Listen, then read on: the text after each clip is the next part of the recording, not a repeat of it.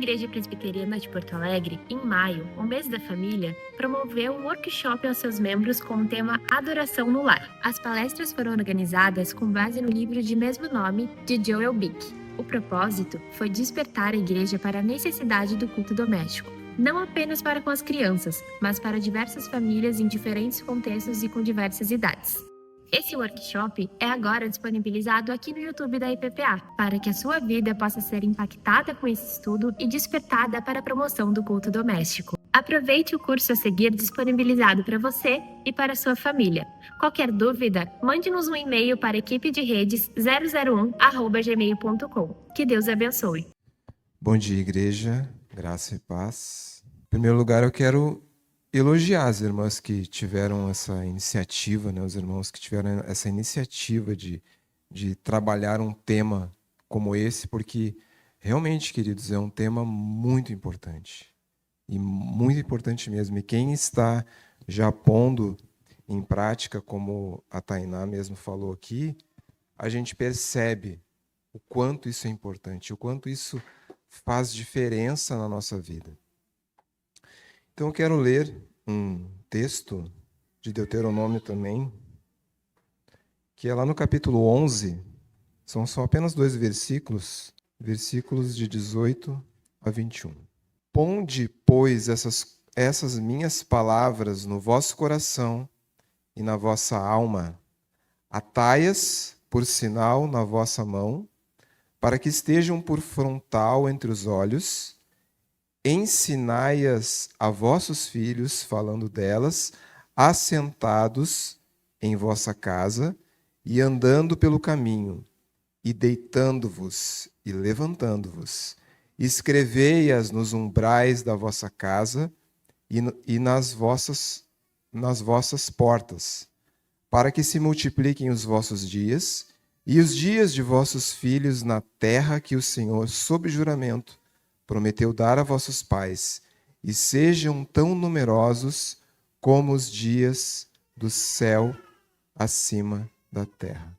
Então, esse terceiro capítulo, queridos, ele fala sobre como nós implantamos o culto doméstico. Uma coisa muito importante que a Tainá falou aqui. Ela disse, não é uma brincadeira. Não é uma brincadeira que você estará fazendo com seus filhos, mas é algo de muita importância. E que também, como o pastor disse, é uma responsabilidade que nós temos. Às vezes nós gostamos de terceirizar tudo, né? O pastor que ensine, os presbíteros da igreja que ensine, os líderes, eles que ensinem meus filhos, isso não é coisa para mim, não sei ensinar. Errado, queridos. Isso é nossa responsabilidade. Aqueles que não serão salvos, não será porque eles não foram escolhidos, mas Deus os condenará por causa das suas más obras, porque eles não se renderam a Cristo. E o método que Deus estará usando para salvar os teus filhos será o teu ensino. A forma como você se dedicará a ensiná-los. Isso é responsabilidade nossa. E nós precisamos, como pais, como sacerdotes do nosso lar, tomar essa responsabilidade para nós. Então, nós precisamos evitar 2 extremos. O primeiro deles é uma abordagem idealista, que está além do alcance. E também evitar uma abordagem minimalista sobre o culto doméstico, que pareça que esse culto é algo sem importância. Mas nós precisamos dar a esse momento, fazer desse momento um momento agradável, tanto para nós como para os nossos filhos. Eu creio que existe um momento, como a Tainá mesmo falou, né? Ela disse, não é simplesmente ficar falando o tempo todo, ficar ensinando o tempo todo. Claro que a gente tem que fazer isso, ensinar os nossos filhos o tempo todo, mas existe um momento onde você vai separar para fazer um culto. Sempre foi assim. Quando você lê lá em Gênesis, você vê que Deus tinha um momento para falar com Adão e Eva, que era na viração do dia, né? No crepúsculo.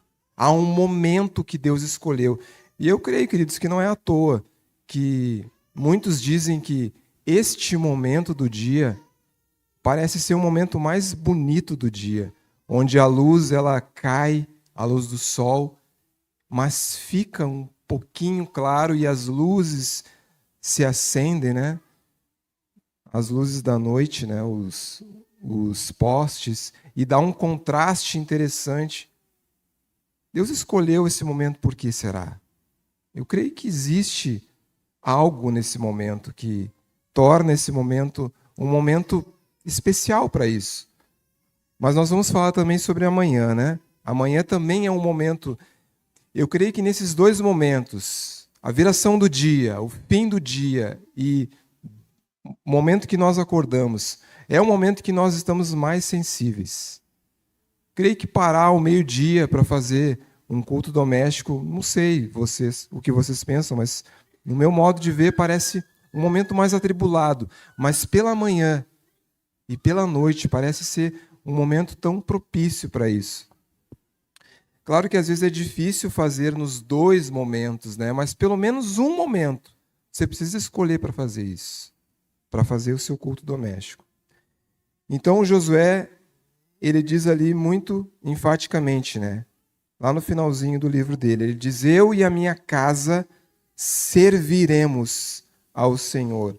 Então a palavra servir aqui, ela tem um significado abrangente. Ela não é simplesmente obedecer a Deus como servo, mas é adorá-lo. E o que Moisés fala nesse texto que nós lemos aqui é que nós precisamos entender que essa responsabilidade de ensinar está sobre as nossas mãos. Como ele diz ali, né? Ensinai a vossos filhos, falando dessas coisas, assentados em vossa casa. Ou seja, há um momento especial para isso. E você precisa, querido, trazer essa expectativa solene para os seus filhos. Não é o momento deles estarem caminhando pela casa, é o momento deles estarem ali ouvindo você, parados, atentos. Aí você pode perguntar, mas como que eu vou fazer isso? É interessante que algumas pessoas já chegaram para mim e falaram assim: pai, eu vejo que às vezes você está lá falando alguma coisa, trazendo um ensino, e as pessoas ficam atentas, te olhando. Como é que você faz isso? Não existe técnica nenhuma nisso. Mas a única forma de fazer isso é quando você encara isso dessa forma. É quando você vê Deus dessa forma. É quando você olha para Deus e diz: Deus, agora eu preciso te ouvir. Quando você age assim, querido, automaticamente você produz isso para aqueles que estão ouvindo você. Você faz isso sair de você e atingi-los. É como Jesus mesmo disse, é uma fonte de águas vivas que flui de nós. Então, é assim que nós vamos fazer também os nossos filhos, ficarem atentos nos ouvindo. Então, normalmente nós não nos damos conta de como o ambiente espiritual e o bem-estar da nossa família, a longo prazo, ele vai produzir efeitos na nossa família. Quer sejam esses efeitos para uma fidelidade com Deus ou para um fracasso. Vão produzir, isso já foi dito aqui. A forma como nós encaramos a Deus, como nós vivemos o Evangelho, como nós somos testemunhas de Cristo na nossa casa, isso vai influenciar os nossos filhos, querido. Vai influenciá-los. Da mesma forma que o coração fervoroso de um pai, fundamentado na palavra de Deus, fluindo em conversas, em instruções, também vai influenciar os nossos filhos. Às vezes as pessoas, até não só minhas filhas, mas outras pessoas me dizem assim: puxa vida, você me falou uma coisa uma vez que eu nunca mais esqueci. Por que será que ela nunca mais esqueceu? Porque não foi eu quem disse isso. Foi Deus que usou a minha vida para falar, para trazer aquela instrução. E aquilo rachou o coração daquela pessoa que ouviu. Então nós precisamos da mesma forma, querido, nos deixar ser usados assim por Deus. Então eu já coloquei por pontos aqui, porque fica mais fácil da gente acompanhar.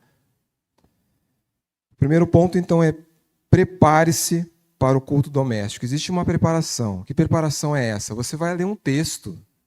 Você vai estudar sobre esse texto. Você vai procurar algum comentário bíblico sobre aquele texto, mesmo que seja o comentário que tem na sua Bíblia. Você precisa pegar alguma forma de instrução. Claro que não é uma coisa, você não vai preparar um sermão de 3 pontos. Não é isso, você vai simplesmente fazer um devocional. Há livros que já tem esse devocional prontinho ali.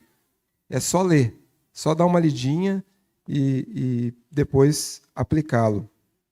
Então, você vai olhar também cânticos para cantar. Se você tem habilidades de tocar um violão, ou se não tem, você pode cantar a capela, colocar ali uma música para tocar e cantar junto. Então, de alguma forma, você vai se preparar para esse momento. Para nós estarmos preparados para esse ponto, nós vamos fazer essas coisas simples, né? O que nós vamos trazer para o culto? É um textinho, é um cântico e depois uma oração. É isso. É simplesmente isso. No caso de haver crianças, a gente vai ter que pegar um método de ensino que elas possam entender, né? Se for crianças muito pequenas, o ideal seria que tivesse desenhos, figuras, que elas pudessem captar melhor essa mensagem, né? E é importante você verificar se a mensagem foi absorvida, principalmente pelas crianças. Verifica se ela entendeu o jeito dela. Quando ela é muito pequenininha, vai ser difícil você ter essa percepção, mas alguma coisa você vai perceber. Há também livros bons, como eu falei, devocionais, né? O livro sugere aqui. Tu está com o livro aí, né, amor? Pode mostrar o livro para o pessoal, só o livro que a gente está falando, é esse livro aí. Olha o tamanho do livro. Se você lê em 5 minutos. É um livro muito pequeno. Então, esse livrinho de Joel Beeke, ele traz instruções de como você pode fazer isso, como você pode fazer o seu culto devocional. Ele sugere, algum livro que ele sugere, O Peregrino. É um bom livro para você estudar com seus filhos. Outro, Devocional de Spurgeon. E outro, 365 Dias com Calvino, que também é um devocional. Então, mas eu conheço outro livro. Verifique se esse livro realmente ele é um livro que vale a pena, querido. Que tenha realmente uma instrução muito boa para você compartilhar com a sua família. Outra coisa que você pode fazer, as confissões de fé. Nós temos a Confissão de Fé de Westminster, nós temos o Breve Catecismo, tem o Catecismo de Heidelberg. Então você pode utilizar coisas assim que vão trazer um fundamento doutrinário para os seus filhos. Tudo isso é muito importante, mas mais importante que tudo isso é estudar a Bíblia. É ler a Bíblia com seus filhos. Seus filhos, querido, precisam ler a Bíblia com você, pelo menos a Bíblia toda, uma vez por ano, pelo menos, querido. Pelo menos. As nossas filhas já leram quantas vezes? 6 vezes, né? 6 vezes a Bíblia. Quantos crentes aqui, que às vezes pode ter até 20, 30 anos que não leram uma vez? Querido, você precisa encarar isso de uma forma vergonhosa. O dia que eu encarei isso de uma forma vergonhosa, eu comecei a ler a Bíblia de um jeito que eu não vejo muitas pessoas lendo, não. Porque eu penso assim, o quanto mais eu tiver essa palavra aqui estampada na minha mente, imprimida na minha mente, será melhor para mim, será melhor para minha família também. Então, o nosso primeiro ponto é: prepare-se para o culto doméstico. O primeiro subponto é: o que eu vou falar, né? O segundo subponto é onde. Você vai escolher o local. Com certeza será na sua casa, né? Pode ser na sala, pode ser na mesa de jantar. É o lugar que você vai ver assim, ó, aqui eu vou conseguir manter a atenção dos meus filhos maior, uma atenção maior deles. Então esse vai ser o local. Como eu disse, os filhos devem entender que isso é uma coisa importante, né? Que está se fazendo. Quando eu faço isso? O livro vai recomendar 2 momentos, como eu disse, pela manhã e pela noite. Mas a gente sabe a correria que é a nossa vida, né? Existe um momento que vai ficar, pelo menos um momento, vai ser possível. Então você escolha esse momento. Se de manhã, se à noite, mas em algum momento você precisa encontrar para fazer esse culto. Então, é importante planejar também cuidadosamente e se preparar com antecedência. Como eu disse antes, né? Ler o texto, meditar sobre ele. O segundo ponto que a gente passa já é durante o culto doméstico. Durante o culto doméstico, eu preciso ter os seguintes alvos. O primeiro deles é a brevidade. Eu preciso entender que esse é um momento que eu não vou ficar 3 horas ali com eles ali, queridos. Não tem como. Você precisa pensar num tempo. Eu acredito, a minha forma de ver, para mim, pelo menos, o tempo que melhor eu consigo adequar é 20 minutos. Eu distribuo 5 minutos para cantar alguma coisa, 10 minutos para trazer uma instrução e 5 para fazer uma oração. O subponto 2 desse ponto 2, né? A persistência. Você precisa ter persistência de fazer isso todos os dias. Se um dia você levar nesse culto 1h20, 50 minutos que seja, no outro dia você não vai querer fazer. Ou você ou seus filhos. Então, se você separar 20 minutos, mas fizer todos os dias, você vai perceber que no seu coração, no coração dos seus filhos, haverá uma expectativa para esse momento. Você vai ver como esse momento vai passar rápido, mas como ele será poderoso na vida de vocês. Não ceda às desculpas para evitar esse culto. Hoje eu estou muito cansado, hoje eu trabalhei demais, hoje eu estou com dor de cabeça. Não aceite desculpas. Faça o culto todos os dias. Se você perdeu a paciência um dia com seu filho, brigou com a sua mulher, brigou com o seu marido, não, hoje não dá. Hoje eu não tenho como fazer. Tem sim. Tem sim. Faça. O que o sacerdote fazia? O sacerdote, quando ele oferecia sacrifícios pelo povo, ele tinha a responsabilidade de primeiro oferecer sacrifícios para si próprio. E depois, então, ele oferecia sacrifícios pelo povo. É a mesma coisa. Eu briguei, eu não estou legal. Ore, querido, ore. Ore. Resolva o problema do pecado. Quando Josué começa a chorar diante de Deus, que o povo perde para Ai, para os moradores de Ai, o que Deus diz para Josué? Josué, o povo pecou. Não tem estresse, Josué. Resolve o problema do pecado, Josué, e volta a fazer o que tu sabe o que você precisa fazer. Então, pecou, querido. Todo mundo peca. Todos nós pecamos. Resolve o problema do pecado, se arrepende e faça o seu culto a Deus. A.W. Pink, ele diz uma frase muito interessante aqui. Ele fala assim, não são os pecados de um crente, mas sim seus pecados não confessados que obstruem o canal de bênçãos, levando muitos a perderem o melhor de Deus. Não fique atolado no pecado, querido. Resolva o problema do pecado. Lidere o seu culto doméstico com uma mão firme. Seja alguém que seus filhos vão olhar e vão dizer assim, eu quero ser que nem meu pai, eu quero ser que nem a minha mãe, eu quero andar como eles têm andado. Não recue dessa tarefa por causa de nada, nem por causa de cansaço, nem por causa de qualquer problema que seja. E à medida que nós negamos a nós mesmos, nós percebemos o quanto Deus vai nos fortalecendo para esse culto.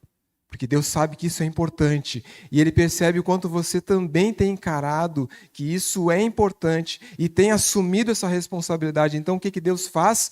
Deus te cerca. Deus te fortalece. Como eu já falei várias vezes aqui, né? O que Isaías diz. Ele nos esforça, mas Ele também nos ajuda. E Ele nos sustenta com a sua destra fiel. Então, o ponto 3 desse ponto 2. Esperança solene. Alegrai-vos nele com tremor. É o que diz o Salmo 2, no versículo 11. Nós precisamos mostrar esse equilíbrio entre a esperança, o medo, o temor, o arrependimento, a fé e a confiança em nosso culto doméstico. No ponto 3, ele fala assim, ó, para a leitura das Escrituras, o que eu vou ler? Né? A gente precisa estabelecer um plano. Eu vou começar a ler o livro de Deuteronômio. Então você começa no início do livro e você vai até o final do livro. Eu quero ler o breve catecismo. Você começa no início e vai até o final. Eu quero ler um outro livro. Começa do início e vai até o final. Não faça nada aleatório. Hoje eu vou ler um salmo. Amanhã eu vou ler um trecho de Provérbios. Depois eu vou ler um texto das cartas de Paulo. Não. Comece uma coisa e vai até o final. Por que isso? Para que possa haver uma aprendizagem melhor, uma compreensão melhor. É importante seguir essa ordem, uma sequência, uma expectativa. A gente leu o primeiro capítulo, amanhã é o segundo. E aí você vai com aquela expectativa. Então, os filhos já alfabetizados, eles precisam também ler a Bíblia. Eles precisam também fazer a leitura. Para que eles possam se identificar com o texto. Para que eles saibam o que eles estão lendo, para que eles entendam, vejam com seus próprios olhos, né, o que está sendo escrito ali, o que está escrito ali. Então, ensinar os filhos de uma forma articulada e expressiva, sem deixá-los murmurar. Eles precisam ler, né, não de qualquer jeito, nem corrido e nem devagar demais sem entender nada. Ler de uma forma que eles consigam entender, que você consiga entender também o que eles estão lendo. O quarto ponto, para dar instrução bíblica. Verifique, como eu disse antes, se o texto está sendo entendido. Se os filhos estão entendendo o que está sendo lido, o que está sendo ensinado. Incentive o diálogo em torno do que está sendo lido. Faça perguntas. Faça eles fazer perguntas também. Conversar sobre o assunto. Se há questões teológicas, você precisa entender isso muito corretamente. Ensine teologia para os seus filhos, querido. Ensine teologia, a nossa teologia, né? Aquilo que nós cremos aqui na nossa denominação. Experiências também são válidas, desde que elas estejam sendo fundamentadas nas Escrituras. Não começa a vir com, eu tive um sonho, Deus falou no meu coração. Não. O que Deus está fazendo na sua vida e que tem aqui a comprovação bíblica fundamentada nas Escrituras. Demonstrando simpatia, amor e urgência nos ensinamentos. O ponto 5, então, para um momento de oração. Agora falando da oração. Primeiro ponto, seja breve. Não é a oração de orar pelas nações, não sei da onde, pelos povos. Não, querido, é a oração aqui, pela sua casa, pelo momento do seu dia, pelo que vai acontecer amanhã, pelas necessidades da família. É uma oração pequena. Não precisa ser de 10 segundos, mas é uma oração rápida. Você tem 5 minutos para isso. Para que seus filhos orem também. E para que você ore por eles. Não é um momento de ensinar. Não é um momento de ensinar na oração. É um momento de falar com Deus, fechar os olhos e orar. Você já ensinou, você já trouxe uma instrução do texto para eles, agora você vai orar. Você vai falar com Deus e ensiná-los a orar. Então, seja breve, seja simples, mas não seja superficial. Seja profundo, mas breve. Seja direto. Exponha suas necessidades diante de Deus, pleiteie a sua causa e peça por misericórdia. Que Deus tenha misericórdia da sua família. Que Deus cuide dos seus filhos. Ore por isso todos os dias. Peça a Deus, eu oro todos os dias isso, queridos. Eu peço a Deus, leva as minhas filhas em segurança para a escola, traz elas em segurança de volta para casa, guarda a vida da Miriam quando ela estiver dirigindo o carro, quando eu estiver dirigindo, guarda-nos, Pai. Protege-nos à sombra das tuas horas. Ah, mas oro todo dia a mesma coisa? Sim, sobre isso sim. Isso precisa ser dito. Tá, mas Deus não sabe. Bom, se você pensar assim, você não vai orar mais também, porque Deus sabe de todas as coisas. Mas nós precisamos, assim, nos relacionar com Ele. Seja natural, porém seja solene. Traga essa expectativa solene para todo o seu culto. Para o cântico, para a instrução e para a oração.